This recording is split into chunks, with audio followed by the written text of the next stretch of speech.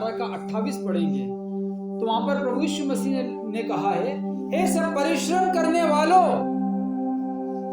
मेरे पास आओ, हे बोझ से दबे और थके हुए लोगों मेरे पास आओ, मैं तुम्हें विश्राम दूंगा। हे सब परिश्रम करने वालों और बोझ से दबे और थके हुए लोगों मेरे पास आओ, मैं तुम्हें विश्राम दूंगा। यहां पर यशाया 40:29 में लिखा है, वह थके हुए को बल देता है, वह थके हुए को बल देता है और शक्तिहीन को बहुत सामर्थ्य देता है। वचन 31 में लिखा है, जो यहोवा की बाट जोते हैं वे नया बल प्राप्त करते जाएंगे, वे उकाबों के समान उड़ेंगे, वे दौड़ेंगे और श्रमित ना होंगे, चलेंगे और थकित ना होंगे।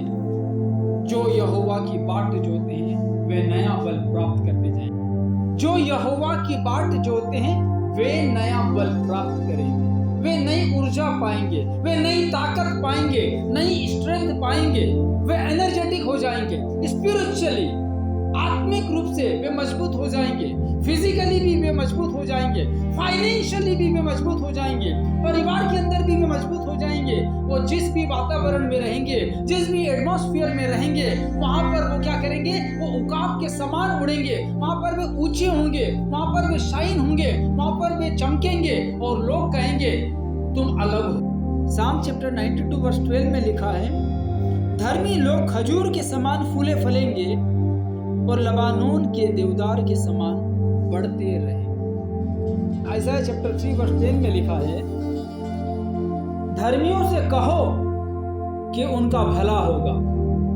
क्योंकि वे अपने कामों का फल प्राप्त करेंगे। धर्मियों से कहो कि उनका भला होगा और वे अपने कामों का फल प्राप्त करेंगे, क्योंकि बाइबल ऐसा बताती है कि यहोवा धर्मियों का मार्ग जानता है परंतु दुष्टों का मार्ग नष्ट हो जाएगा। यदि हम नीति वचन 3:33 पढ़ेंगे, वहां पर लिखा है, दुष्ट के घर पर यहोवा का श्राप और धर्मियों के वास स्थान पर उसकी आशीष होती है।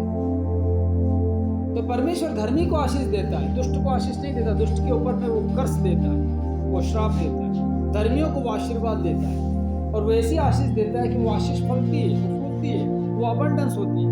धर्मियों से कहो कि उनका भला होगा और वे अपने कामों का फल प्राप्त करेंगे।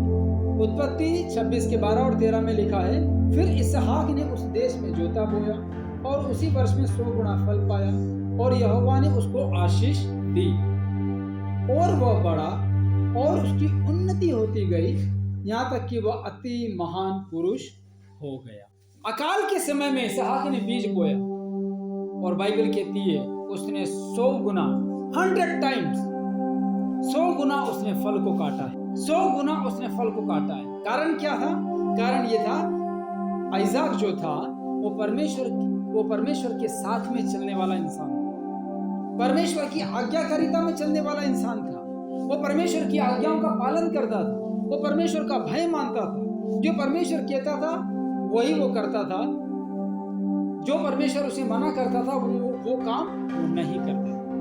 इसहाक परमेश्वर के साथ में चलने वाला व्यक्ति था, प्रभु के अंदर वो बना हुआ था। यदि हम यूहन्ना उसका अध्याय 15 पढ़ेंगे, वहां पर प्रभु यीशु मसीह ने कहा कि तुम मुझ में बने रहो, जैसे डाली यदि दाखलता में बनी ना रहे तो अपने आप से नहीं फल सकती। यदि तुम मुझ में बने रहो तो तुम बहुत सफल फलोगे, क्योंकि मुझसे अलग होकर तुम कुछ भी नहीं कर सकते।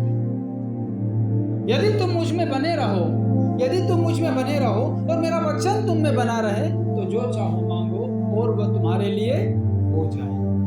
प्रभु से जुड़ करके रहना, उससे कनेक्ट होकर के रहना, उसके साथ में रहना, उसकी बाट जोड़ना, उसके पास में रहना, वो बहुत ऐसे परमेश्वर की आशीषों को पाता है। वातावरण कैसा भी हो, परिस्थितियां बहुत अपोजिट हो, बहुत आपके विपरीत हो, परिस्थिति आपको परेशान करने वाली हो, लेकिन तब भी आप परमेश्वर की आशीषों को पा सकते हैं यदि आप परमेश्वर में बने हुए हैं तो।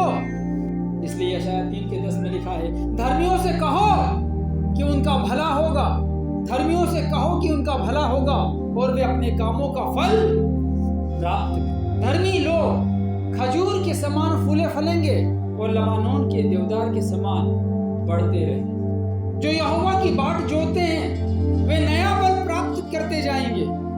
यदि हम परमेश्वर की बाट जोएं तो परमेश्वर हमें सन 2026 के अंदर अबंडेंटली ब्लेस करें। आमीन।